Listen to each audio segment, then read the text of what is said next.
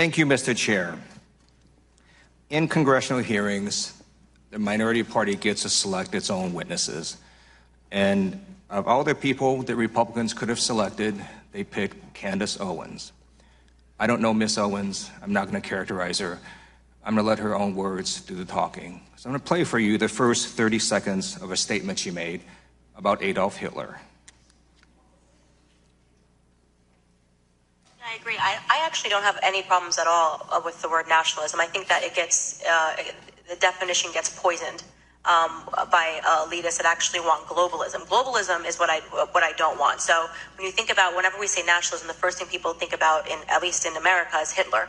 You know, he was a National Socialist, but if Hitler just wanted to make Germany great and have things run well, okay, fine. The problem is that he had dreams outside of Germany. He wanted to globalize. He wanted everybody to be German, everybody to be speaking German. All right, so my first question is to Ms. Hirschenoff. Ms. Owens said, quote, if Hitler just wanted to make Germany great and have things run well, okay, fine. The problem is that he had dreams outside of Germany. So when people try to legitimize Adolf Hitler, does that feed into white nationalist ideology? It does, Mr. Liu. I know that Ms. Owens distanced herself from those comments later, but we expressed great concern over the original comments. Great, thank you. So there's been a lot of talk today. I'd like to focus on actual policy responses that our government can do to try to mitigate the threat of white nationalism. I know that in my district in Los Angeles just last month, 2 swastikas were painted at Pan Pacific Park along with the Trail of Blood. I met with Jewish constituents in my district who mentioned that at their synagogues, they've all had to increase security.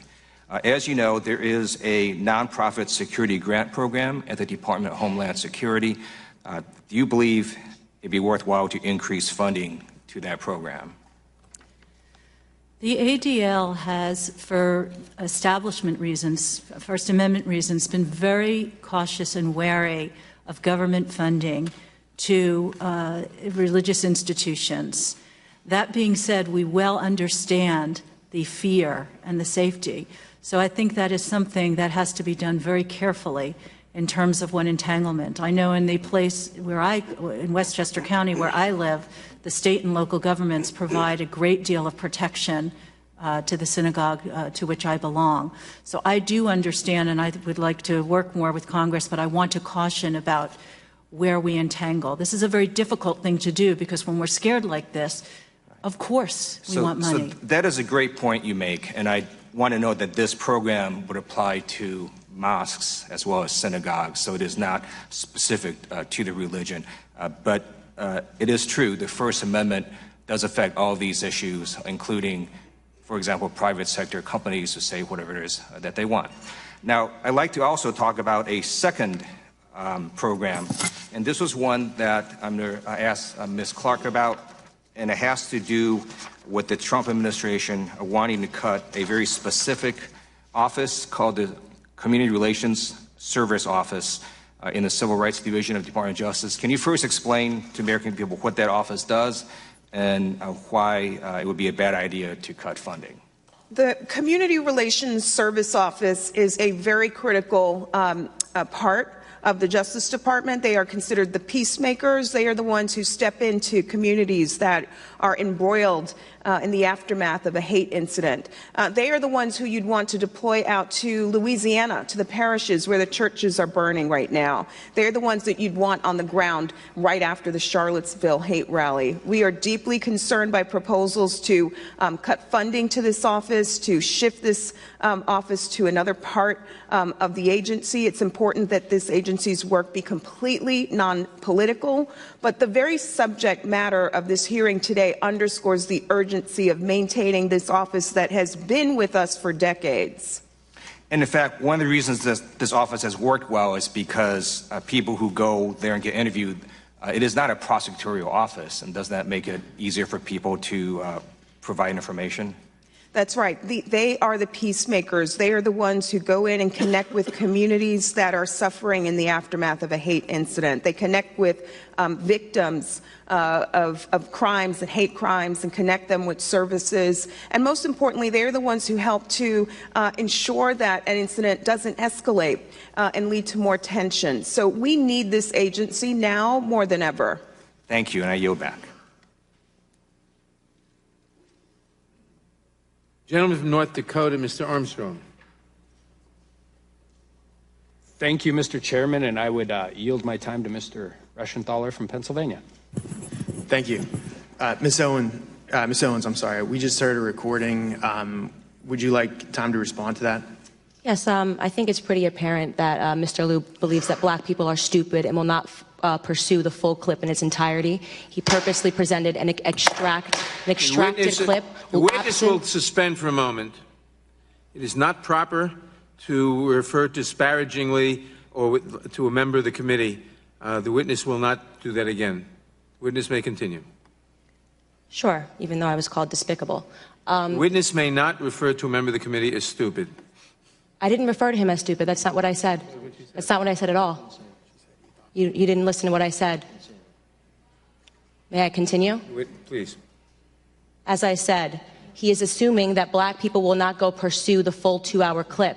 And he purposefully extracted, he cut off, and you didn't hear the question that was asked of me. He's trying to present as if I was launching a defense of Hitler in Germany, when in fact, the question that was asked of me was pertaining to whether or not I believed that whether or not I believed in nationalism, and that nationalism was bad. And what I responded to was that I do not believe that we should be characterizing Hitler as a nationalist. He was a homicidal, psychopathic maniac that killed his own people. A nationalist would not kill their own people. That is exactly what I was referring to in the clip, and he purposely wanted to give you a cut-up similar to what they do to Donald Trump to create a different narrative. That was unbelievably dishonest, and he did not allow me to respond to it, which is worrisome and should tell you a lot about where people are today in terms of trying to drum up narratives. By the way, I would like to also add that I work for Prager University, which is run by an Orthodox Jew. Not a single Democrat showed up to the embassy opening in Jerusalem. I sat on a plane for 18 hours to make sure that I was there. I'm deeply offended by the insinuation of revealing that clip without the question that was asked of me. Joining me right now, Strategic Communications Director for the Trump 2020 campaign, Mr. Mark Lauder. Good to see you, sir. Good to see you, Trish. All right, so what do you think is going to be in this 400-pager? Well, I think what we found out today, it's going to be very colorful, and Bob Barr could not have painted a more colorful picture for Democrats with crayon. There will be redactions for grand jury testimony, for classified information that cannot be released. And if we learned Mark, anything you know what today, they're going to say. Oh, maybe you're going to tell me. Well, if we learned anything today, that if you had a definition of by the book, Bill Barr is pictures right there. He's by the book. He's not going to break the law, even if Democrats want him to. Well, you know, look, they may not want him to. In fact, if you're them, you're looking for a lot of stuff that's blacked out, right? You want that inked out because then you can keep the conspiracy theories going for a little while longer, perhaps until we get the Inspector General's report.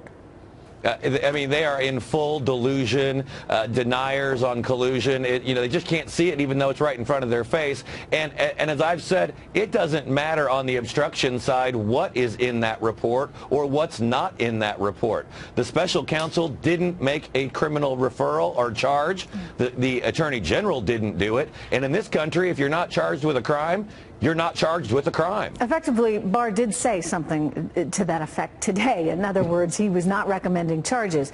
But I think there's still a court of opinion out there, right, among the Democrats and among some members of the mainstream media that somehow think some way they're going to be able to get rid of the president based on the Mueller findings, which, of course, Mueller didn't recommend charges, nor did Attorney General Barr recommend charges on.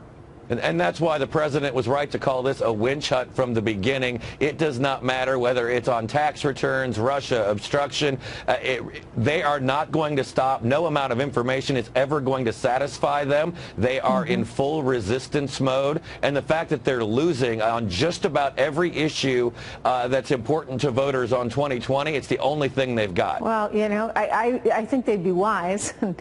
You know, we can give them a little advice, not that they'll take it, but the reality is the more you keep hitting on this and the more they keep striking out, in other words, the more they keep this whole illusion going and this delusion going, the more the American people sort of see through it. Because we're going to talk about this later in the show, but he got a new poll out today basically showing new highs, and it's clear that Americans are responding to policy that's benefiting the economy, I believe, right now, as opposed to all this mumbo-jumbo in the media and this circus regarding Mueller.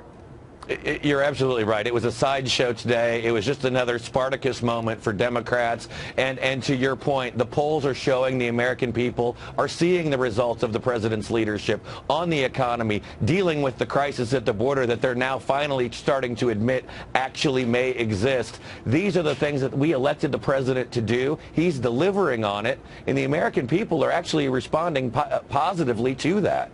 Mark, it is good to see you. Thank you so much for your time tonight.